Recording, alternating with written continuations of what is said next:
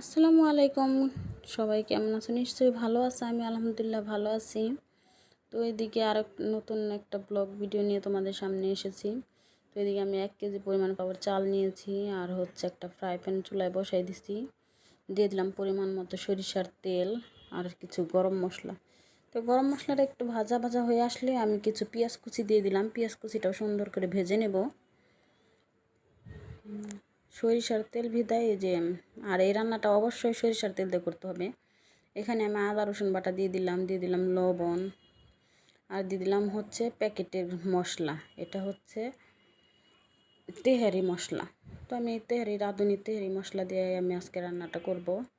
তো দিয়ে যে মশলাটা কষে সুন্দর হয়ে তেল ভেসে উঠছে উপরে। তো এখন আমি যে কিছু একদম ফ্রেশ খালি গরুর গোশ হচ্ছে, চবড়ি টবড়ি নাই, তো এগুলো দিয়ে দিলাম। তো এখন এই যে ঢাকনা দিয়ে ঢেকে আস্তে আস্তে ধীরে ধীরে জাল চুলার আঁচ আর কি কমিয়ে দিয়ে রান্না করব। তো এদিকে 1 কেজি যে আমি চায়ের কাপটাতে মেপে নিছি, তো ওই পানি ওই ডাবল পানি নিছি।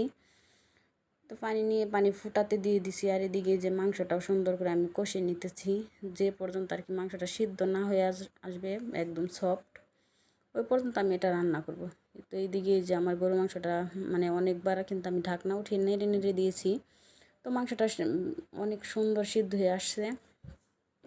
তো আমি এখন এই যে উপর থেকে মাংসটা তুলে নেব। আর হচ্ছে মশলাটা থাকবে তেল মশলা। তো ওই তেল মশলার মধ্যে আমি চাউলগুলো আগে থেকে ধুয়ে রাখছিলাম, তো সেই চাউলগুলো দিয়ে দিলাম। তো চাউলটা সুন্দর করে ভেজে নেব।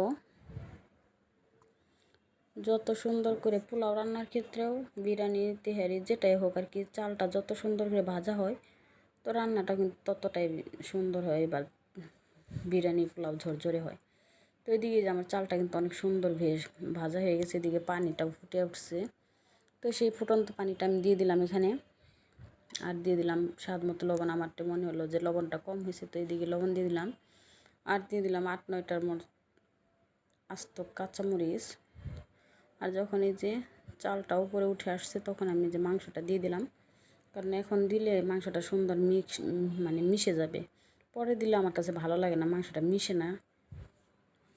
সুন্দর করে এই যে একদম অল্প আছে বসিয়ে রাখছিলাম 1 ঘন্টার মতো। এদিকে যে আমার বিরিয়ানিটা কিন্তু এটা আর কি অনেক সুন্দর হয়ে গেছে।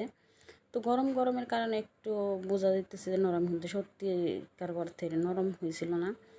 ঠান্ডা হওয়ার পরে আরও ঝরঝরে হয়েছিল, অনেক সুন্দর হয়েছে। আর টেস্টটাও কিন্তু অনেক মাশাআল্লাহ সুন্দর আসছিল। তো ঝটপট তেহারি রান্না করলাম, তো আপনারাও ট্রাই করবেন। বিদায় নিচ্ছি, আল্লাহ হাফেজ।